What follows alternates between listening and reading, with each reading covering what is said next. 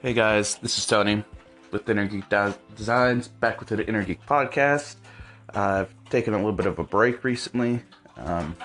Just some personal things have happened. Girlfriend got a new job. Watching my nephews a lot more recently, just trying to balance that out to the nephews, and sister moved to Florida, but trying to get back in the hump of making content for you guys. So here's this week's podcast. I want to talk about design responsibilities, or responsibilities as a graphic designer. Now, as I make this episode, my dogs are eating, I am making coffee, I'm getting the morning started. This just it's been a thought in my head recently, and it comes back every once in a while, so I wanted to talk about it. But before I do that, I want to tell you guys what's going on with me as a freelance designer, as an in-house designer. As an in-house designer for the company I work for, we are actually redesigning the whole homepage for the website. We recently had sales training from a big salesperson, and we're taking some of the considerations that he made and putting it into the homepage. It's a lot longer than a process than you would think. It took us 3 weeks just to come up with what's called a 5x1, or maybe a sales hook's a better term for you to understand it without going into depth about it. And then we're taking a further look down the homepage to make it not only a better homepage, but make people more comfortable when it comes to buying from JMS, or maybe make us seem like the better person to buy from. So those are some things we're doing over there. We also got event material going on over there. We're getting ready for our WEF Tech party in October, and all the event material has to be done now to get it ready to be shipped out to New Orleans this year. As a freelance designer, I've been working on Summer Love stuff. We've gotten closer and closer to the logo. You might have seen, if you follow me on other social medias, that I've done some time lapses of some comps for the this year's logo. We are going for more, or not this year's logo, the official new Summer Love logo. We are going for a retro feel, which I think always works. I'm trying to figure out where my girlfriend moved everything, since she decided to move everything. It's gonna be a good looking logo. Right now we're getting actually down to the last final details, which is good, but it can get a little annoying when you're getting to the final details and a client keeps asking you to make just a few more little small changes, but we're getting there. I'm actually gonna stream doing the final changes today, this morning. And I also have a client that wants to, or a repeat client that's coming back for website changes or additions.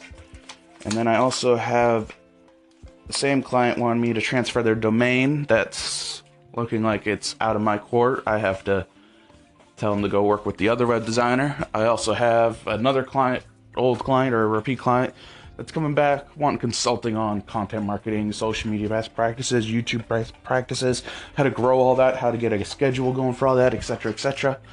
So those are always fun calls to have.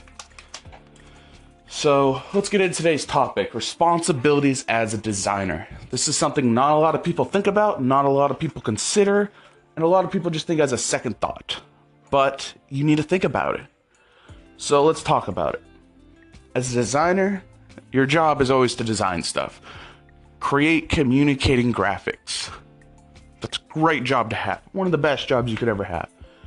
But it is also your job as a graphic designer to leave the world in a better place than you found it. Now, what does this mean?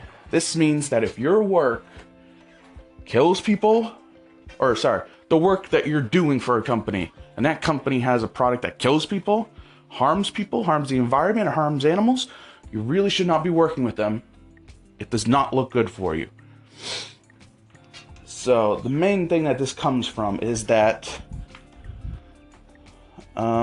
if you're a mid to higher level graphic designer, there is a point in time where certain companies, I will not name them, but certain companies will try to come to you and offer you a wealth of money to do a project. But should you take that because their product kills people or harms people? And this is where the dilemma becomes. A lot of designers see their projects as, I am working on project A. Project A is done. What's the next project? Not thinking about, did project A really help make the world a better place, or did their services make a better place? Is project B going to do the same? You have to keep this in mind. Because think about it. Is it really worth having those types of companies in your portfolio just to have another portfolio piece? It actually harms you more than it hurts you. If you have a company that has a polarizing audience or a polarizing public image, you're doing more harm to yourself than you're helping yourself. Now, there are some considerations to where this could be counted as okay practice or accepted as okay for some designers to do. That's if you were in a tight spot, you needed a new client, this one came and would it covered your expenses. Everyone understands that. Everyone gets that. Every designer's been in that spot. But the thing is, if you're just doing it just to have another client, please do not do it. Businesses like this need to learn that they cannot take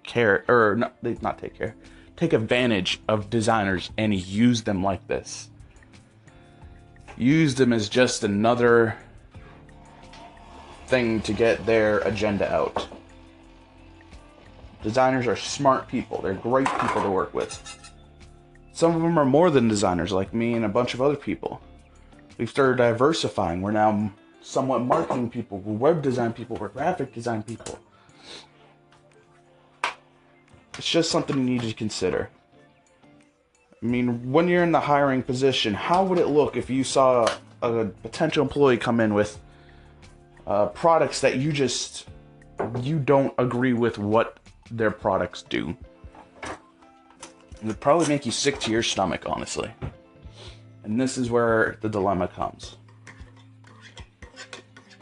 So, if one of these types of companies comes to you, I would strongly recommend not working with them. You can tell them that you don't feel like you're the right fit.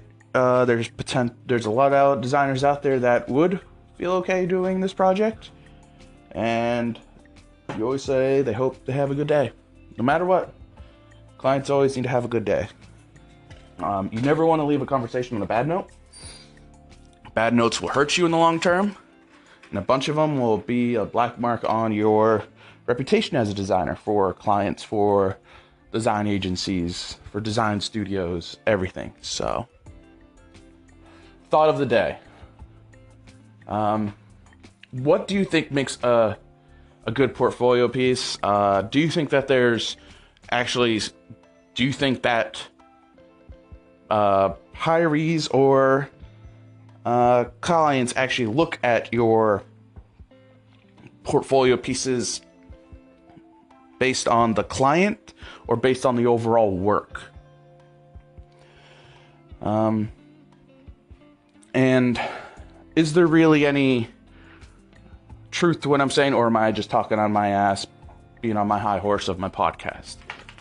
I hope this one helped you guys. If not, there's 15 others, I think, right now. So go listen to all those if this one didn't help you, and I'll see you guys next one. Bye.